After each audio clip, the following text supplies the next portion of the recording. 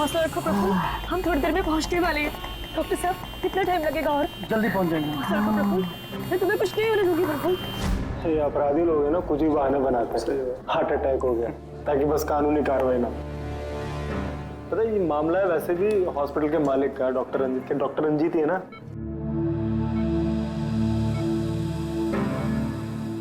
Don't worry Sushila ji, operation के बाद दोनों ब्लॉकेजेस निकल जाएंगे।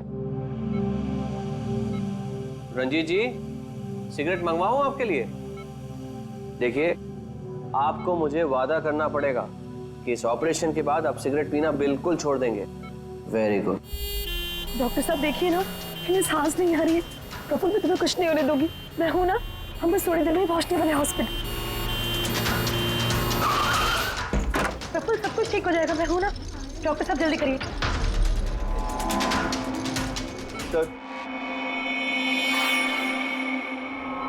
सर बाहर मीडिया वाले जाने को तैयार ही नहीं हो रहे। उनको लग रहा है ये सर्जरी, ये सब कुछ एक नाटक है।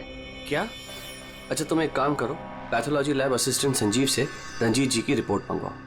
सर मैंने रिपोर्ट्स के लिए बोला हुआ है, बस वो आ ही रही है। देखिए आप लोग शांत हो जाइए। ये डॉक्टर कमलेश है और यही डॉक्टर रंजीत का ऑपरेशन करने वाले। डॉक्टर कमलेश, क्या ये हार्ट अटैक असली है या फिर इंक्वायरी से बचने का कोई नाटक? देखिए, मैंने डॉक्टर रंजीत को खुद चेक किया है। उनकी हालत बहुत ही नाजुक है।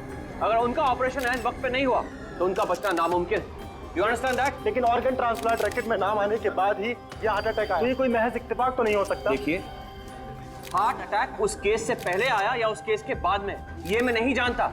मैं बस इतना जानता हूँ कि यहाँ पे कोई नाटक, कोई ड्रामा नहीं चल रहा है। हम तो ये भी जानते हैं कि कई सालों से आप मिस्टर रंजीत के दोस्त भी हैं। आप लोग क्या कहने की कोशिश कर रहे हैं? हाँ, मिस्टर रंजीत और हम दोस्त हैं, करेक्ट। लेकिन मिस्टर रंजीत अगर किसी रैकेट में शामिल है या नहीं है तो उससे मेरा कोई लेना देना नहीं है। मैं बस इतना जानता हूँ कि यहाँ पर कोई नाटक नहीं चल रहा है, कोई ड्रामा नहीं चल रहा है।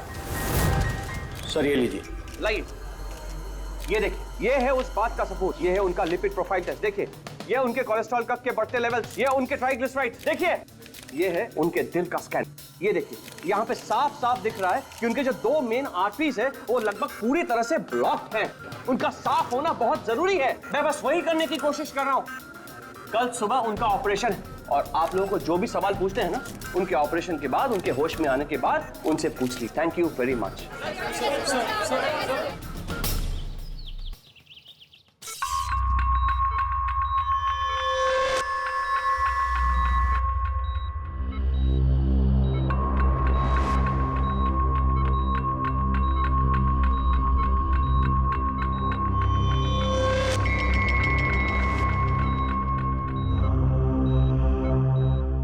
Well done team, operation successful हुआ। अब सारे ब्लॉकेजेस क्लियर हैं और अब ये खतरे से भी बाहर है। विनीत, ड्रेसिंग में। जी sir.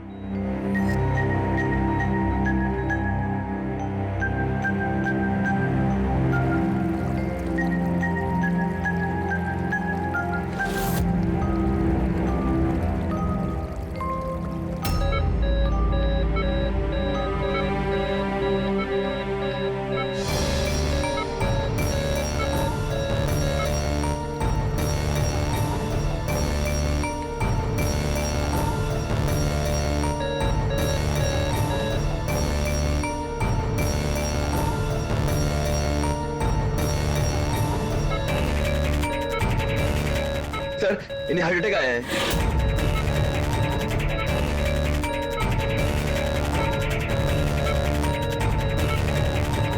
Vineet, give him the injection right now. Oxygen check करो फास्ट।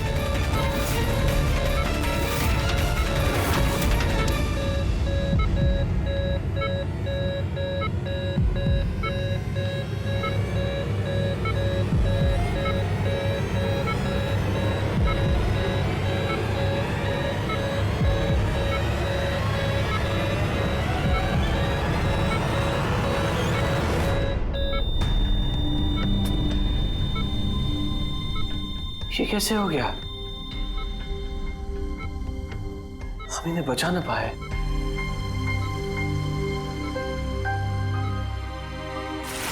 मौत नहीं ऑफिसर, मर्डर हुआ है। मर्डर? जी। पर डॉक्टर रंजीत की मौत तो हार्ट अटैक से हुई है ना? हार्ट अटैक तो हुआ है लेकिन अपने आप नहीं हुआ है। क्या मतलब? आइए मैं आपको दिखाता हूँ, आइए। ये देखिए सर, ये है रंजीत के दिल का स्कैन जो उसकी सर्जरी के पहले किया गया था। ये 2 आर्टरीज, ये पहली वाली लगभग 50% ब्लॉक्ड है जबकि दूसरी वाली 80% ब्लॉक्ड है। और ये दूसरा स्कैन देखिए सर, जो सर्जरी के तुरंत बाद ही लिया गया था, जिसमें कोई ब्लॉकेज बिल्कुल नहीं है। इसका मतलब ये हुआ कि हमारा ऑपरेशन सफल था। लेकिन फिर अचानक डॉक्टर रंजीत को दिल का दौरा पड़ा और हम उन्हें बिल्कुल बचा न सके। तो इसीलिए आप कह रहे हैं कि रंजीत को हार्ट अटैक नहीं बल्कि किसी ने मारा है? सर, मुझे पूरा यकीन है कि डॉक्टर रंजीत की हत्या ही हुई। अब चौंकाने वाली बात यह है कि यहां पे एक ब्लॉकेज है जो सर्जरी से पहले किए हुए स्कैन में था ही नहीं, और इसी की वजह से हार्टरी में 100% ब्लॉकेज हुआ, जिसकी वजह से फाइनली डॉक्टर रंजीत की मौत हो गई। हाँ मगर डॉक्टर साहब, कभी कभी सर्जरी के वक्त भी तो खून का थक्का आ जाता है, उसकी वजह से हार्ट अटैक आया होगा। होता है सर, लेकिन इतना बड़ा ब्लॉकेज यूं मिनटों में नहीं बनता, इसके लिए सालों लगते हैं सर। सुबह के 7 बजे जब हमने ये पहला स्कैन निकाला था तो इसमें कोई ब्लॉकेज बिल्कुल नहीं था सर। महज 15 से 20 मिनट के अंदर अंदर इतना बड़ा ब्लॉकेज कैसे बन सकता है सर, बताइए। डॉक्टर साहब, क्या कोई ऐसे किसी की आर्टरी ब्लॉक कर सकता है? किसी ने कैसे ऐसा किया होगा ये तो मुझे भी नहीं पता। वो हम पता लगा लेंगे डॉक्टर साहब, लेकिन आप सिर्फ इतना बताइए, किसने किया होगा, ये कौन कर सकता है, बताइए। मुझे नहीं लगता कि रंजीत जैसे भले आदमी के साथ ऐसा कोई कर सकता है। और सब जहां तक हमें मालूम है डॉक्टर रंजीत वही है ना जिनके ऊपर ऑर्गन ट्रांसप्लांट के मामले में गड़बड़ी करने का केस चल रहा है? हाँ चल रहा है, लेकिन उसके बारे में मुझे कोई जानकारी नहीं। चलो, thank you doctor. Abhijeet, body को फोरेंसिक लैब भेज दो और डॉक्टर साळुंखे को पूरी बात डिटेल में बता देना। Very interesting. I know. Boss, boss, doctor Kamlesh का शक एकदम सही था। रंजीत का खून ही हुआ है, उसकी आर्टरीज में ब्लॉकेज था नहीं, ब्लॉकेज करवाया गया। ब्लॉकेज करवाया गया मतलब? बहुत चौंकाने वाली बात है। क्या कुछ नई बात बताया आप? नई बात बताता हूँ, आइए। ये देखो बॉस, ये इंसान का दिल है और ये है वो ब्लड वेसल्स, आर्टरीज, जिनकी वजह से दिल में खून आता जाता है। अब ये आर्टरीज 2 तरीके से ब्लॉक हो सकती है बॉस। या तो खून में कोलेस्ट्रॉल की मात्रा ज्यादा हो जाए और आर्टरीज में प्लाक जमा हो जाए। ये देखो इसका क्रॉस सेक्शन, ये प्लाक इकट्ठा हो गया, प्लाक इकट्ठा हो गया है और आर्टरीज ब्लॉक हो गई। दूसरी वजह, किसी भी कारण से खून का थक्का जम जाए और आर्टरीज को ब्लॉक कर देना। अब इसकी सर्जरी में ये जो 2 ब्लॉकेजेस थे, ये तो सर्जरी के दौरान क्लियर हुए थे, ठीक है, लेकिन फिर भी इसकी मौत हुई हार्ट अटैक की वजह से ही हुई। और वो है ये तीसरा आर्टरी का ब्लॉक, जिसकी वजह से हार्ट अटैक हुआ। और इस ब्लॉक की कोई और ही वजह है बॉस। ब्लॉक की वजह कुछ और है मतलब? इसकी वजह है पॉलीएक्रिलेट पॉलीमर। Polyacrylate polymer? ये कोई खतरनाक केमिकल है क्या? नहीं फ्रेडी साहब, ये केमिकल तो ऑलमोस्ट हर घर में मौजूद होता है। मैं दिखाती हूँ आपको। ये डायपर देख रहे हैं, ये केमिकल हर डायपर और सैनिटरी नैपकिन के अंदर होता है और इसका काम है किसी भी लिक्विड या तरल पदार्थ को जेल में बदलना। ये है पॉलीएक्रिलेट पॉलीमर के क्रिस्टल्स। अब मैं इसको के ऊपर पानी डालती हूँ।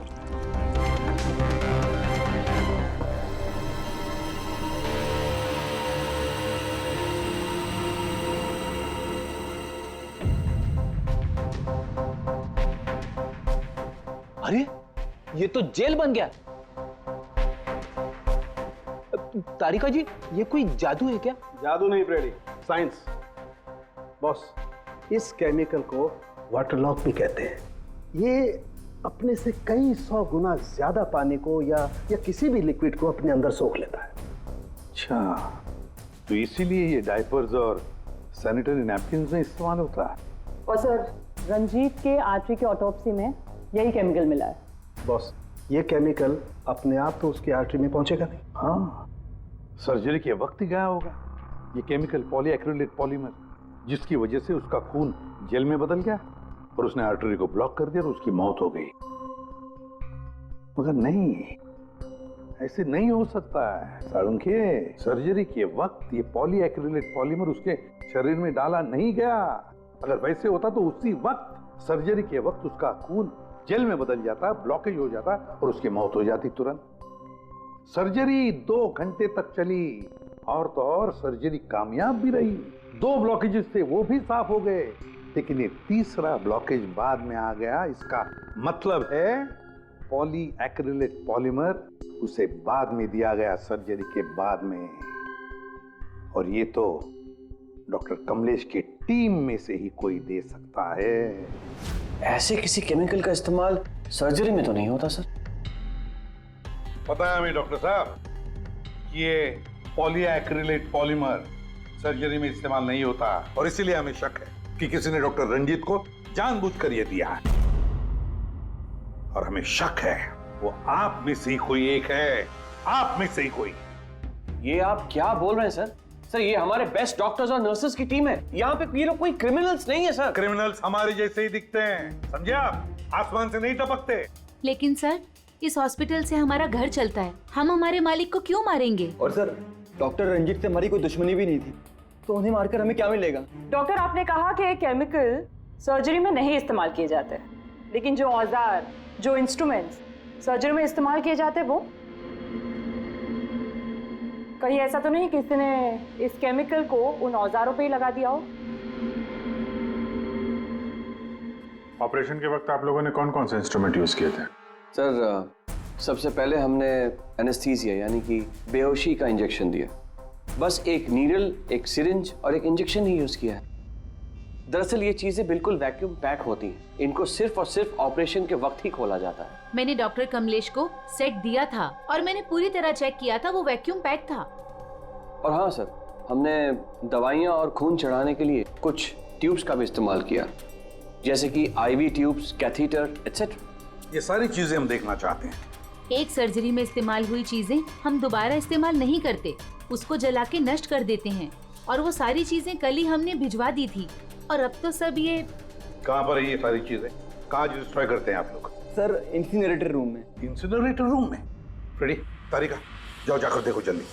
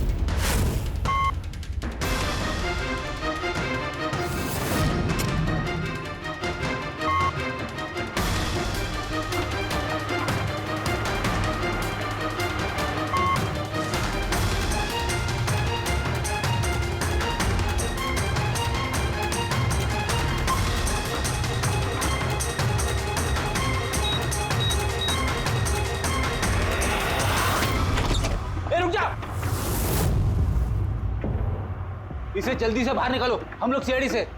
चलो निकालिए बाहर।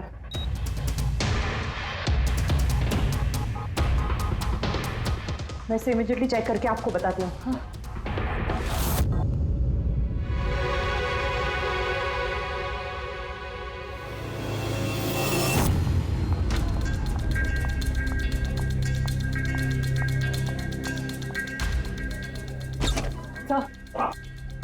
सर, एक IV ट्यूब, IV बैग और एक सेंट्रल लाइन में से मुझे पॉलीएक्रिलेट पॉलीमर के ट्रेसेस मिले हैं। क्या?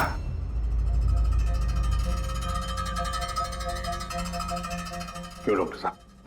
किसने डॉक्टर रंजीत को IV ट्यूब और IV बैग लगाई थी? डॉक्टर नीतू ने। जी सर, मैंने ही उनको सेंट्रल IV लाइन लगाई थी, पर मुझे नहीं पता कि उसमें वो केमिकल कैसे आया।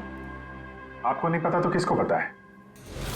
उस ट्यूब में हमें केमिकल के ट्रेसेस मिले हैं, तो ट्यूब आपने लगाई थी। देखो डॉक्टर नीतू, क्यों किया तुमने ये? क्यों किया? सर आप प्लीज मेरा विश्वास कीजिए, मैंने ऐसा कुछ नहीं किया है। और मैं ऐसा क्यों करूंगी सर? सर मैं एक गोल्ड मेडलिस्ट स्टूडेंट हूँ, डॉक्टर बनना मेरा सपना था और ये मेरी पहली जॉब है। रंजीत सर को मार के मुझे क्या मिलेगा सर? एसीपी सर, मैं आपसे हाथ जोड़कर विनती करता हूँ कि प्लीज आप हम में से किसी पे शक मत कीजिए। हम में से ऐसा कोई नहीं कर सकता। आप खुद ही सोचिए, अगर हम में से किसी ने भी ऐसा किया होता तो हम खुद आपको यहाँ क्यों बुलाते? बस वो केमिकल आईवी ट्यूब और आईवी बैग में से मिला है और वो डॉक्टर नीतू ने लगाया था। अगर डॉक्टर नीतू ने नहीं लगाया तो फिर और किसने लगाया? है कोई जवाब?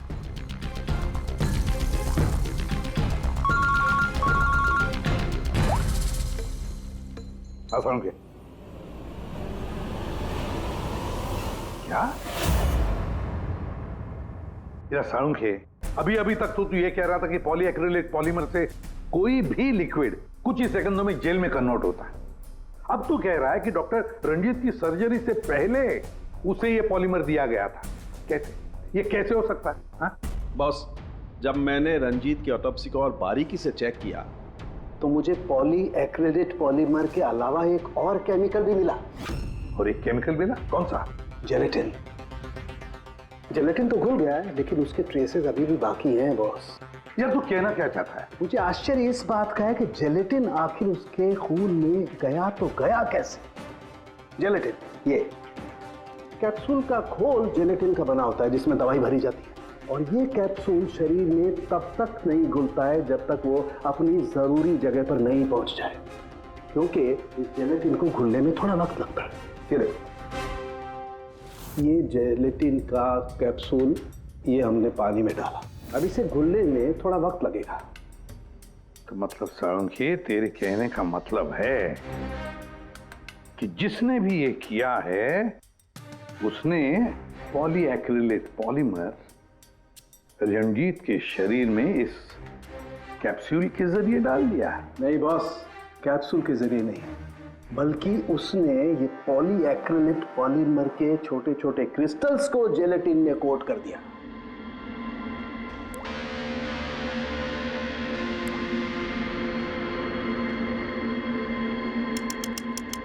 वो नहीं चाहता था कि ये केमिकल तब तक डिसॉल्व हो जब तक वो दिल में नहीं पहुंच जाए। उसे सब कुछ पता था, जेलेटिन के घुलने का वक्त, केमिकल के दिल तक पहुंचने का वक्त, सब कुछ जानता था वो। इसीलिए उसने बहुत होशियारी के साथ ये प्लान बनाया और कामयाब भी हो गया। इसीलिए आपको लग रहा है कि ये काम ऑपरेशन थिएटर में नहीं हुआ है? हाँ सर, तो हमारे कैलकुलेशन के हिसाब से ये केमिकल सुबह 4 से 5 बजे के बीच रंजीत के आईवी ट्यूब या सेंट्रल लाइन में डाला गया था, जबकि ऑपरेशन हुआ 7 बजे।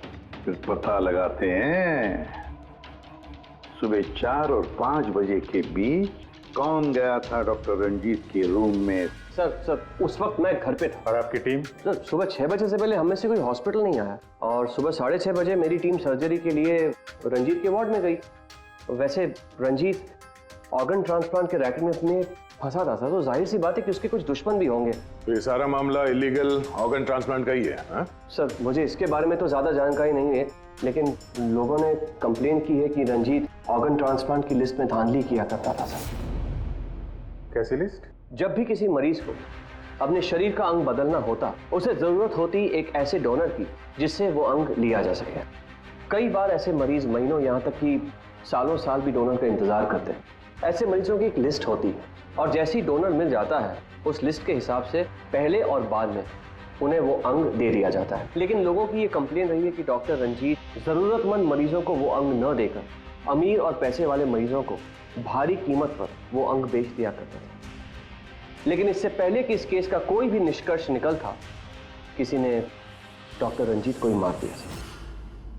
हॉस्पिटल में कल सुबह 4 और 5 बजे के बीच जितने भी लोग मौजूद थे उन सब से पूछताछ करते हैं। ऑपरेशन के पहले पूरे वक्त में उनके साथ थी। सर भाभी जी को कहीं जाना पड़ता था तो मैं और धर्म वहीं पे होते थे। रात को कौन था वहां पे? सर 12 बजे तक तो हम लोग भी थे, उसके बाद हम लोग चले गए थे। तो मैम रात को आप थी वहां पे? जी 4 से 5 बजे के बीच भी? जी हाँ, 4 और 5 के बीच में वही थी। इससे आप साबित क्या करना चाहते? मैंने मेरे पति को मारा है। मैं पत्नी हूँ उनकी। ऐसे समय में मैं उनके पास नहीं रहती तो कहाँ रहती? देखिए मैम, 4 से 5 बजे के बीच मिस्टर रंजीत की आईवी में वो केमिकल डाला गया, और अगर उस वक्त आप थी वहां पर तो जाहिर सी बात है कि आप ही ने किया।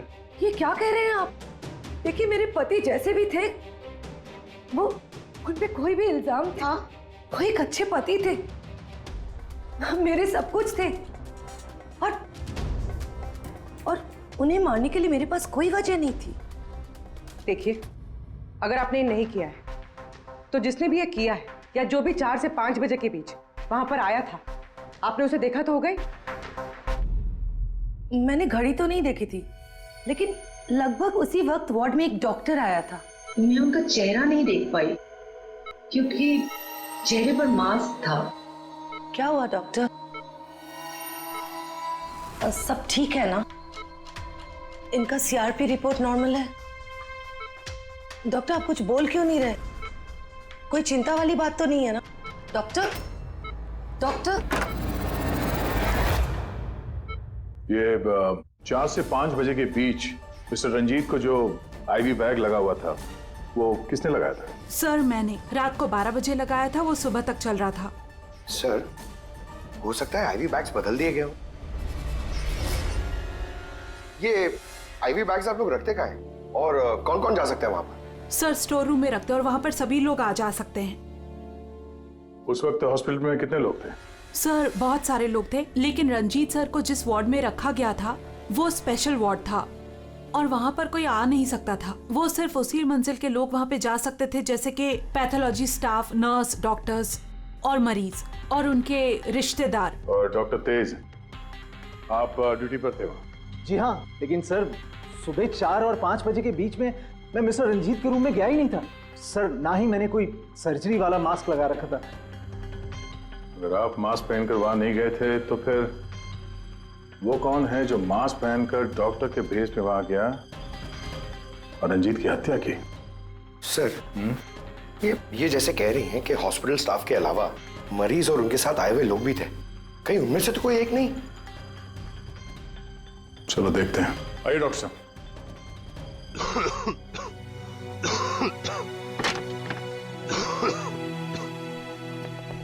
सर, इस वार्ड में वो मरीज हैं जो कल भी एडमिट थे।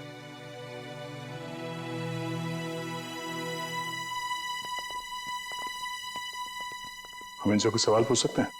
पूछ सकते हैं सर, लेकिन इनमें से कोई भी ऐसा नहीं है जो खुद चलकर उस वार्ड तक जा सके। खुद नहीं जा सकता, लेकिन कोई तो होगा जिसने उस खूनी को देखा हो। सर, इनमें से 2 मरीज ऐसे हैं जिनकी सर्जरी हुई और बाकी सब इस हालत में नहीं है कि उठकर इस वार्ड से बाहर निकले।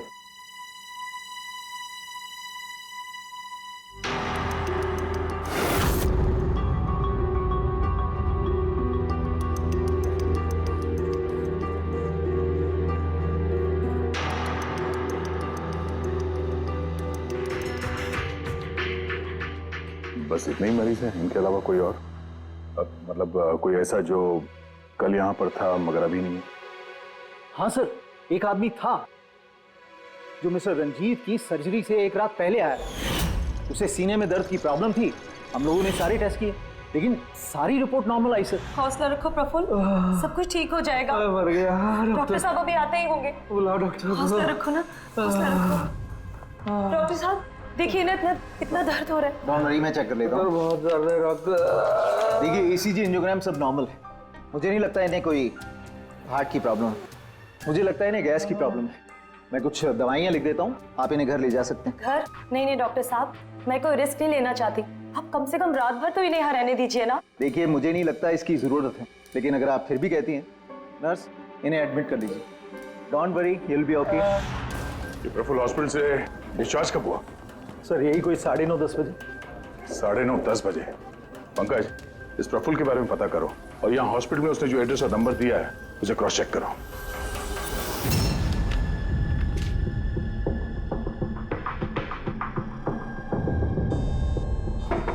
सर, हाँ पंकज, प्रफुल्ल के बारे में कुछ पता चला? नहीं सर। नहीं सर, हॉस्पिटल में प्रफुल्ल ने जितनी भी डिटेल्स दिखाई थी सर, सब गलत थी।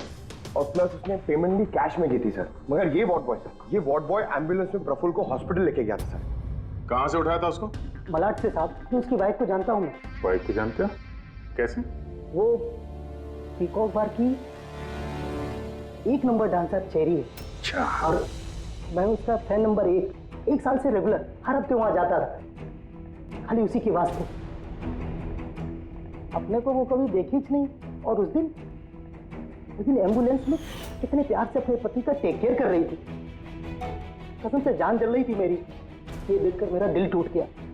तो रूपाली असल में पीकॉक बार की डांसर है सर, चेरी। रूपाली पीकॉक बार की डांसर रूपाली, रूपाली उस चेरी। इस चेरी से जाकर मिलो, अच्छी तरह से पूछताछ करो, यही हमें प्रफुल्ल के बारे में सब कुछ बता देगी।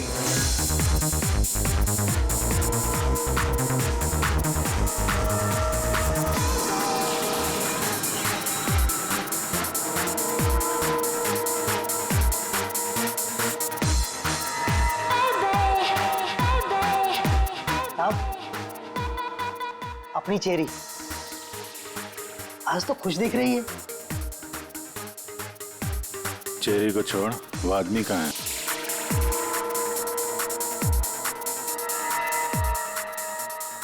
ये कहाँ जा रही है साहब?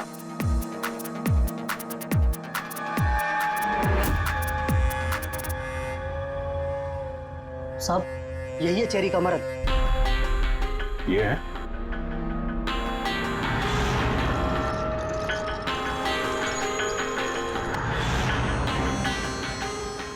दो दिन पहले इसको हार्ट अटैक आया था। अच्छा, बैठ कर रोमांस कर रहा है।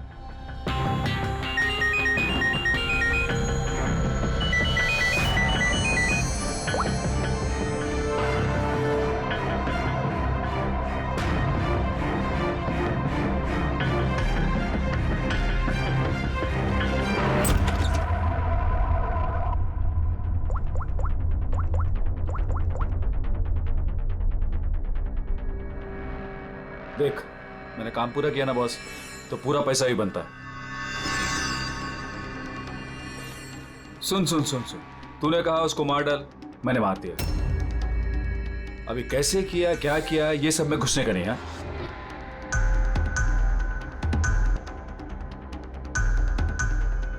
देख देख देख देख, अभी मेरे को ये बता, मेरे को पैसा लेने किधर आने का है बस, ठीक है? कल सुबह 10 बजे, ठीक है?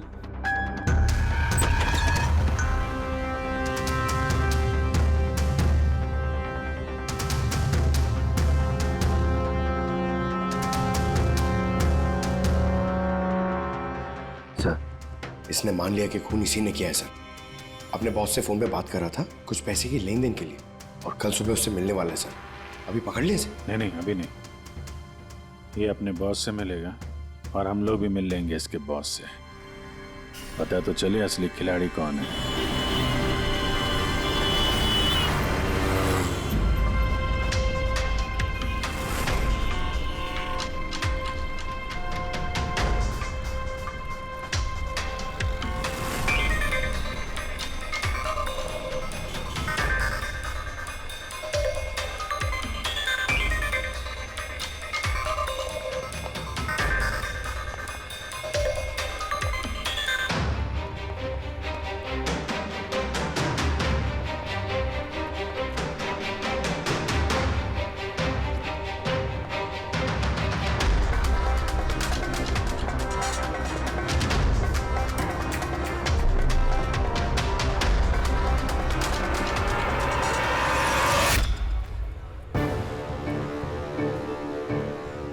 ये करने क्या आया यहाँ पे?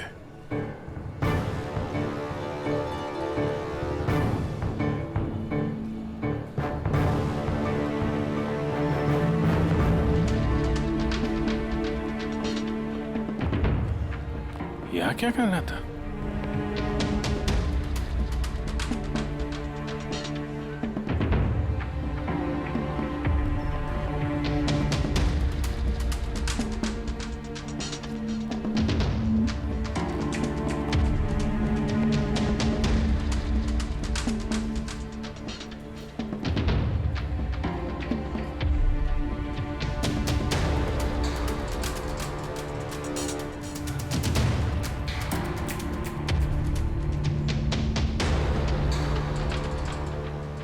आया था तो खाली हाथ अभी बैग लेके जा रहा है।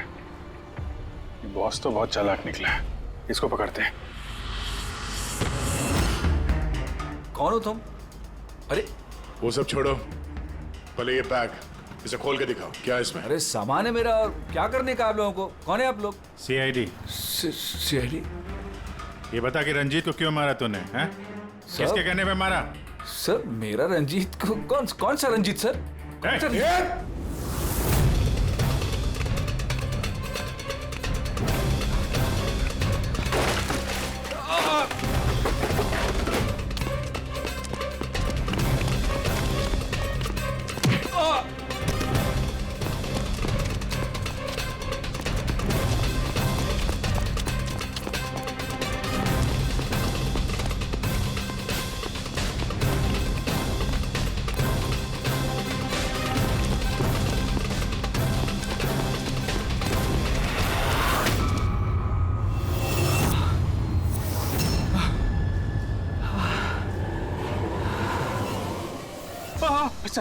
सर मैंने कुछ नहीं किया सर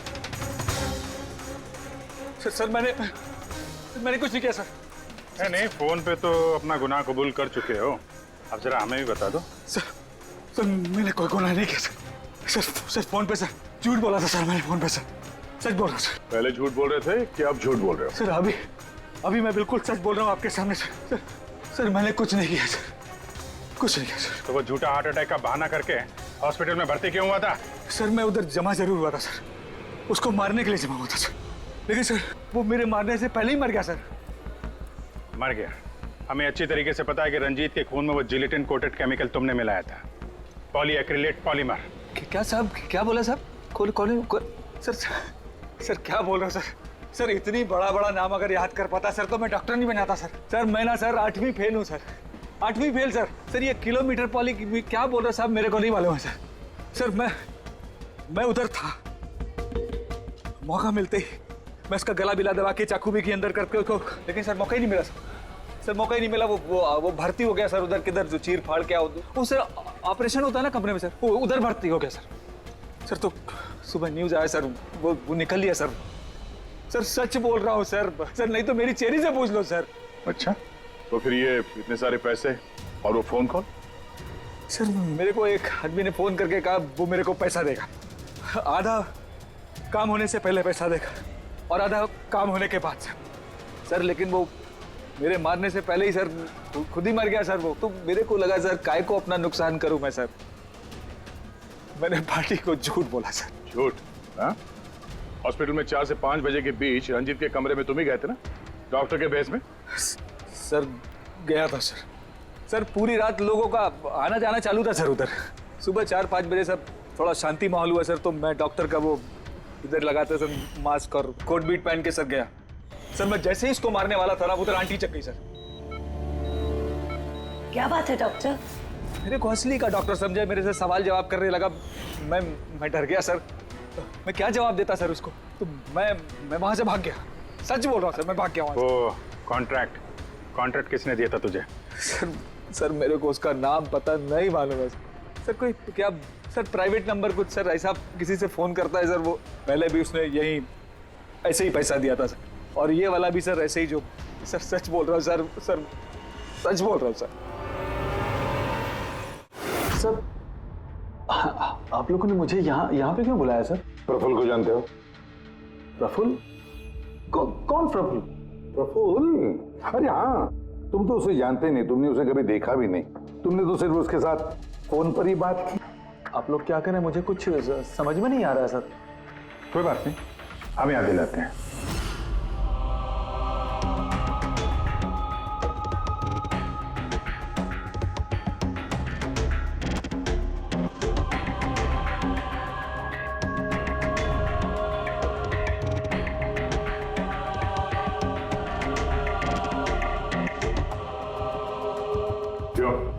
अभी भी कुछ कहना है तुम्हें? तो गगन जी बताइए, अभी क्यों मारना चाहते थे तुम रंजीत को? बताओ जल्दी। सर रंजीत साहब के साथ उस किडनी रैकेट में मैं भी था। लेकिन सर धांधली मैंने नहीं की है सर, मैं तो सिर्फ रंजीत साहब को बड़ी बड़ी पार्टियां ला कर देता था, बाकी सब तो वही किया करते थे सर।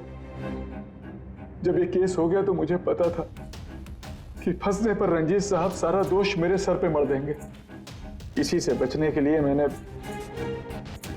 रंजीत साहब को मारने का प्लान किया और इसीलिए मैंने प्रफुल्ल को कांटेक्ट किया। शर्म आनी चाहिए तुम्हें। पैसों की लालच में ऐसा घिनौना काम कर दिया। तुम्हें तो कड़ी से कड़ी सजा होगी, समझे? कड़ी से कड़ी सजा। ले जाओ इसे पंकज।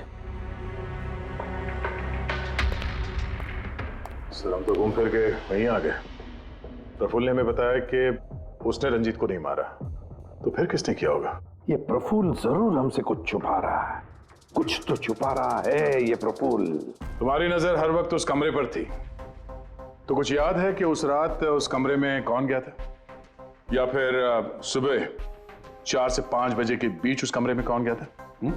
साहब, उस रात रंजीत साहब के कमरे में बहुत सारे लोगों का आना जाना लगा था और मैं तो इस मौके का इंतजार कर रहा था कि कोई ना हो और मैं अपना काम। सब 4-5 बजे के बीच स्टाफ के सारे लोग चले गए।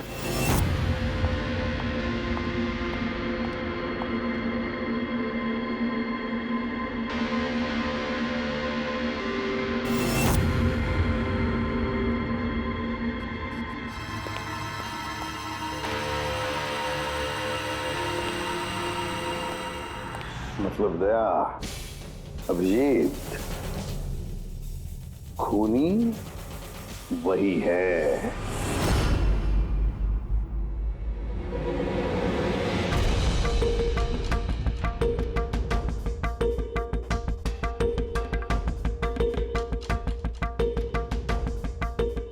प्रफुल्ल,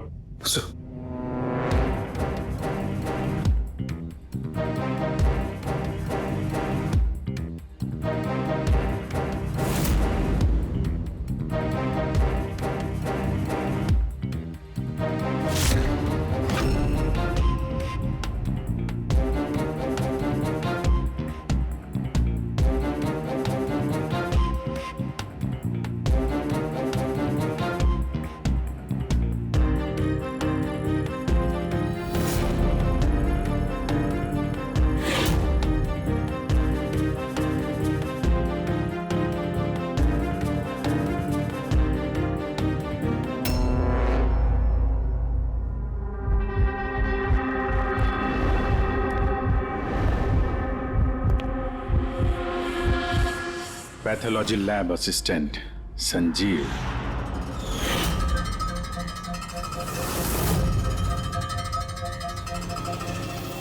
हैं सर?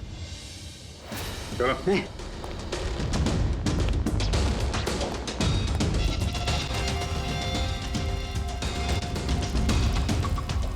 बताओ सब कुछ, सच सच बताओ जल्दी। हाँ सर, ये सब कुछ मैंने ही किया है।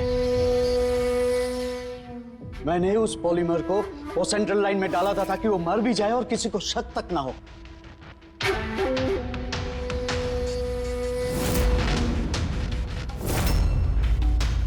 मैं तो चाहता था सर कि वो ऑपरेशन के दौरान ही मर जाए, लेकिन वो बाद में मरा है?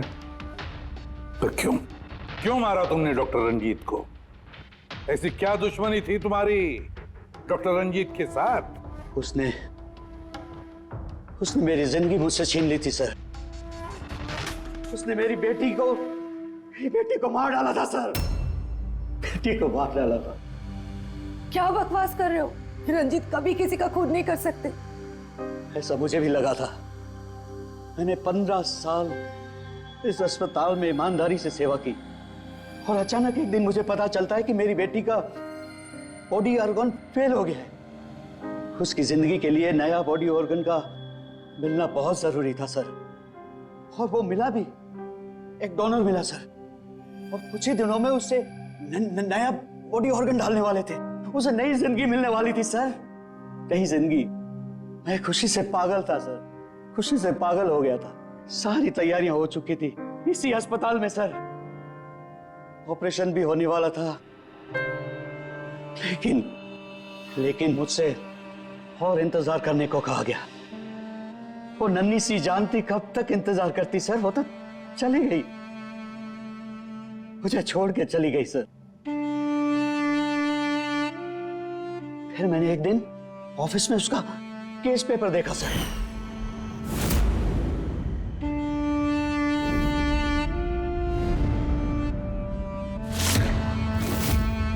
तो मुझे पता चला कि उसका बॉडी ऑर्गन तो मैच हो गया था सर, लेकिन मुझे झूठ कहा गया था कि मैच नहीं हो रहा है। झूठ कहा गया था सर, उसे चंद पैसों के लिए किसी और को दे दिया गया था सर, सिर्फ अच्छे पैसों के लिए, कुछ ज्यादा पैसों के लिए। मेरी बेटी मुझसे चली गई सर, मुझे छोड़कर चली गई। और सर उसी दिन मैंने कसम खा ली थी कि जिस दिन मौका मिलेगा मैं छोड़ूंगा नहीं, मैं बदला तो लेके रहूंगा सर, कसम खाई थी मैंने। क्या फायदा हुआ? क्या तुम्हारी बेटी तुम्हें वापस मिल गई? बदले की आग में तुमने एक जान ले ली और खुद बन गए सजा के हकदार। कानून तुम्हें माफ नहीं करेगा, तुम्हें कड़ी से कड़ी सजा होगी।